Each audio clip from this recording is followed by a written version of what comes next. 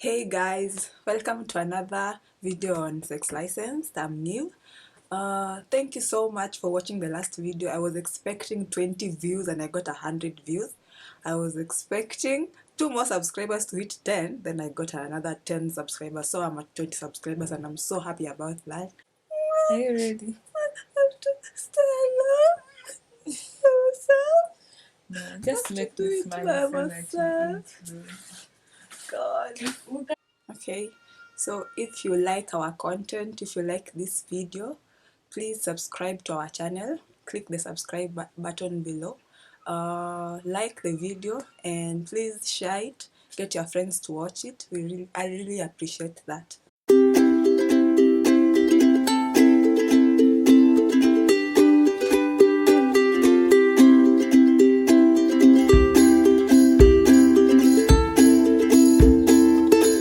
We'll be discussing consent.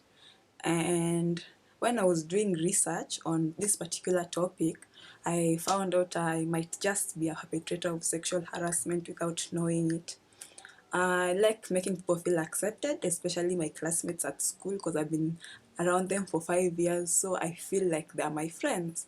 So naturally, if I've not seen you for a long time, or if I'm just seeing you on Monday after a weekend, I'm so excited to see you that I'll probably shout, clap, and run to hug you without asking you if you're comfortable with it. 300,000 Americans who were asked if they considered hugging and consensual hugging sexual harassment, 44% of these Americans said they considered it to be sexual harassment.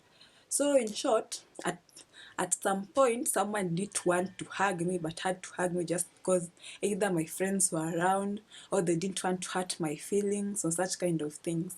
You might be thinking that it's not really that serious because me and my classmates are essentially at the same level. But let's change the roles. Let's say I am your boss at a company and you are my employee and I come to hug you.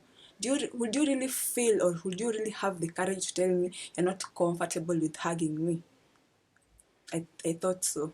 No, you didn't tell me because your job depends on it. You don't want to be like, you don't want to say no because I'm your boss. You feel intimidated into it. And essentially, that constitutes sexual harassment because the sexual harassment comes about with touch, with non consensual touching. So what I'm supposed to ask my friends are, can I hug you? Are you okay with me being this close to you? And is this fine with you? Those are questions that I never thought really mattered till like a few days ago. I never thought that it was such a big deal till a few days ago. Oh, I know consent can sometimes be considered to be a gray area, so I have 2 questions on consent. The first one is, can one give consent to sex even when they are drunk? 2, if you're repeatedly pestered and you give in, is it consent? So you can just discuss the answers, okay, your thoughts on these questions on my YouTube comment section or on Instagram, on Twitter. Consent terms and conditions is defined by 5 letters. The 5 letters is basically represented by the word F.R.I.E.S. So F.R.I.E.S, it's a mnemonic for the 5 letters that represents the terms and conditions behind consent. So let's discuss the first one so that we understand exactly what consent is. So the first letter is freely given. So freely given basically means that your body is yours to give. No one else owns your custody. You should not be forced or intimidated into having sex with anyone or intimidated into hugging anyone or allowing anyone to touch you. Your body is yours to give. Even in a relationship, somebody should still ask for consent. Yes, there is rape in marriage, and the closer the relationship is, the more defensive people get. The second one is R, which means consent can be withdrawn. Consent is supposed to be given right before the act. Just because I've had sex with you before does not mean I want to have sex with you right now. So consent is asking for permission before the act, and it does not mean that when this thing starts or when we start doing it or having sex, does not mean I cannot change my mind in the middle and totally withdraw my consent. It's possible. If I say no, it means a no. I stands for informed, which means before you agree to anything, just make sure you have all the information. Make sure you understand exactly what it is. Make sure you understand the consequences of whatever you are doing.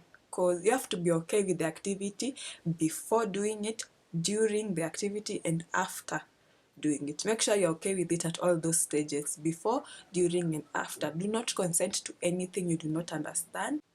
Letter E is the fourth letter. So letter E stands for enthusiastic. When I ask you, can I hug you? I am waiting, or I'm waiting for an explicit yes, an enthusiastic yes. Silence does not mean consent. When you ask and somebody is silent, it does not mean consent.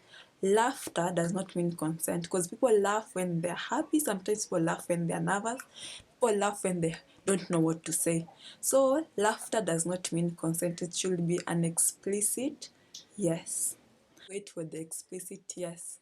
Let's be sure of what this person wants. Let's be sure they want us to have sex with them before we go ahead and have sex with them. The fifth letter is S, which stands for specific. Just because I've given you consent for one activity, that doesn't mean I've given you for the whole line of activities that are supposed to proceed. Because basically, if I give you the consent to kiss me, I'm not giving you the consent to take off my clothes and have sex with me. If I've hugged you, I've not given you the consent to grab my ass. If I have sat on you, I don't give you the consent to touch my thighs. I hope it makes sense. Non-consensual sex is sexual assault and it's considered a crime.